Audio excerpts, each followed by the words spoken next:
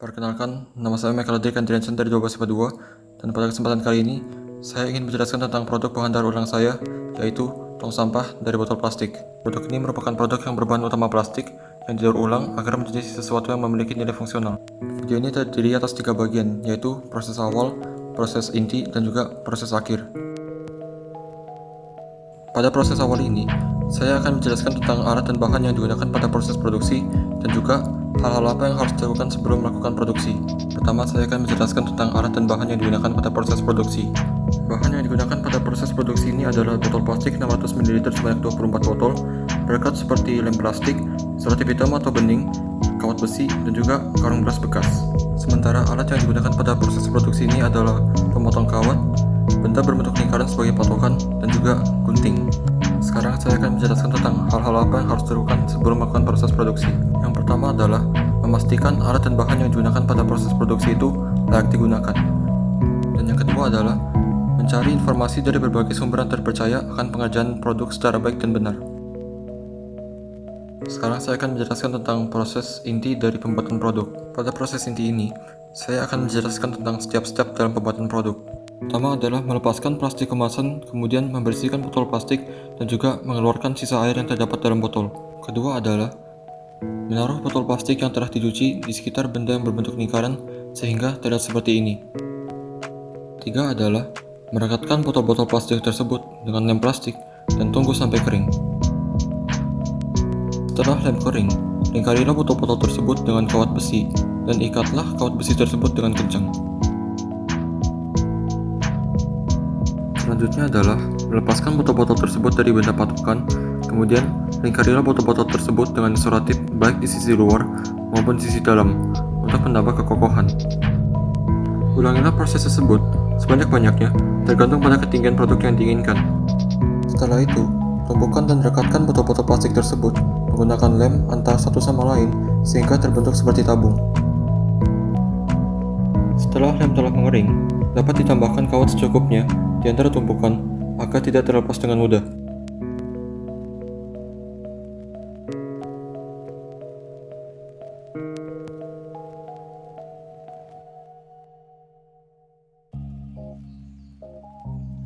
Untuk membuat alas, taruhlah karung beras bekas pada bagian bawah tabung dan potonglah sedikit demi sedikit agar hampir menyerupai bentuk bawah tabung.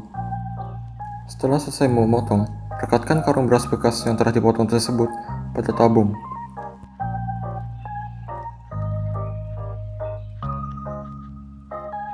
Dan dengan itu, produk siap digunakan. Akan tetapi, proses pembuatan produk secara keseluruhan itu belum selesai.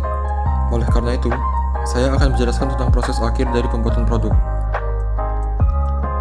Pada proses akhir ini, saya akan menjelaskan tentang penambahan pada produk dan juga hal-hal apa yang harus dilakukan setelah pembuatan produk. Sekarang saya akan menjelaskan tentang penambahan pada produk. Tujuan penambahan pada produk adalah agar produk lebih rapi sehingga secara tidak langsung membuat produk lebih kokoh. Setelah selesai merekatkan potongan karung ke tabung, lapisi sekitar tabung menggunakan karung bekas lainnya.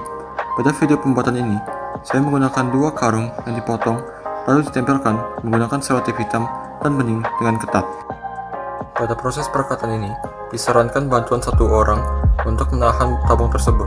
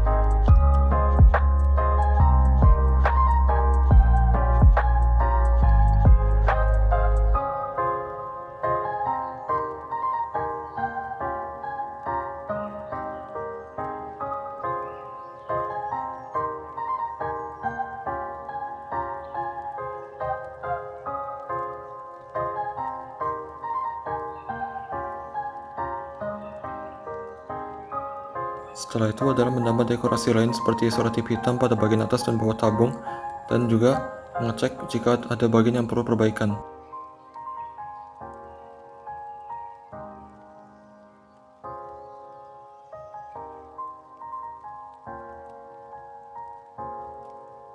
Sekarang saya akan menjelaskan tentang hal-hal apa yang harus dilakukan setelah proses produksi. Yang pertama adalah membersihkan lokasi produksi dari segala barang-barang sisa proses produksi. Dan yang kedua adalah menaruh kembali alat dan bahan yang digunakan pada proses produksi ke tempat yang sesuai.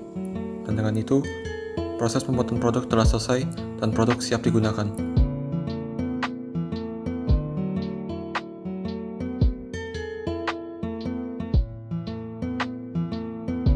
Sebelum saya mengakhiri videonya, saya ingin mengucapkan terima kasih kepada beberapa pihak. Yang pertama adalah kepada Bu Nanik yang telah memberikan tugas ini kepada saya dan juga memberikan kesempatan untuk saya untuk mengembangkan jiwa kewirausahaan saya. Dan yang kedua adalah untuk keluarga saya, terutama ayah dan adik saya yang banyak membantu dalam proses perekaman dan pembuatan produk ini. Itu saja yang ingin saya sampaikan. Mohon maaf jika ada salah kata. Terima kasih atas perhatiannya.